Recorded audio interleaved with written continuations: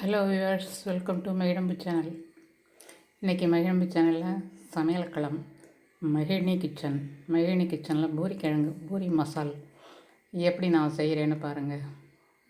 இது மாவு பிசைஞ்சு வச்சுருக்கேன். மாவு பிசைஞ்சு ரொம்ப நேரம் ஊற விட வேண்டியதில்லை. தண்ணியாக போகக்கூடாது, டைட்டாக இருக்கணும், லூஸாக இல்லாமல். அதுதான் மாவுக்கு பதம். மாவில் உப்பு, ரவை கொஞ்சம் அதான் கலந்துருக்கேன், வேறு எதுவும் கிடையாது.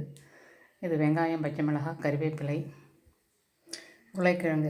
உருளைக்கிழங்குல மஞ்சள் பொடி, உப்பு, கடலை மாவு, அவ்வளோதான் போட்டு வச்சுருக்கேன். இது மசாலா செய்கிறதுக்கும் பூரி மாவும். இது குக்கர்லேயே எண்ணெய் வச்சுருக்கேன், அதுலேயே தாளிச்சிடுவேன்.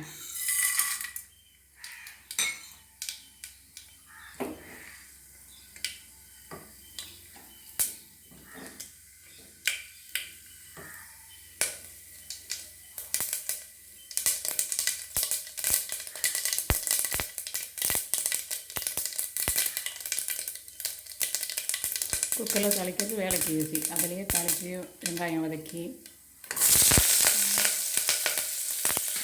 எல்லாத்தையும் போட்டு ஒரே ஒரு விசில்.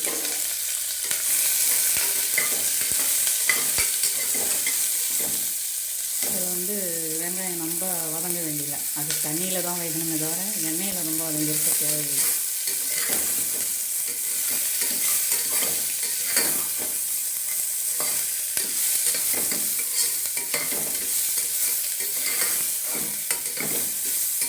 நிறையா வதங்கிட்டதுன்னா வெங்காயம் கண்ணுக்கே தெரியாத அளவுக்கு கரைஞ்சிரும் குக்கரில் வைக்கிறதுனால. அதனால் அது நிறைய வேக வேண்டியதில்லை. அப்புறம் தேங்காயும் கொட்டிடலாம்.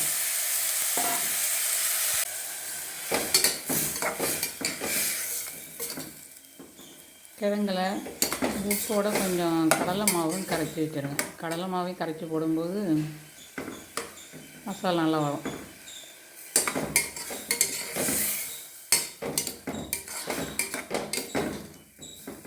இவ்வளவுதான். இதை மூடி ஒரே ஒரு விசில் வச்சுட்டா நல்லா இருக்கும்.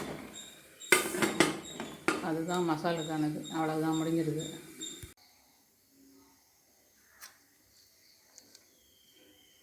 பூரி மசால் எப்படி இருக்குது பாருங்கள். திறந்ததும் கொட்டி வச்சுட்டேன், அவ்வளோதான். இந்த டைப்பு தான், இவ்வளோதான். இதில் வேறு ஒன்றும் கிடையாது. இந்த கடலை மாவால் இந்த ஷேப்பு. குக்கரில் வச்சா ஒரே ஒரு விசில்.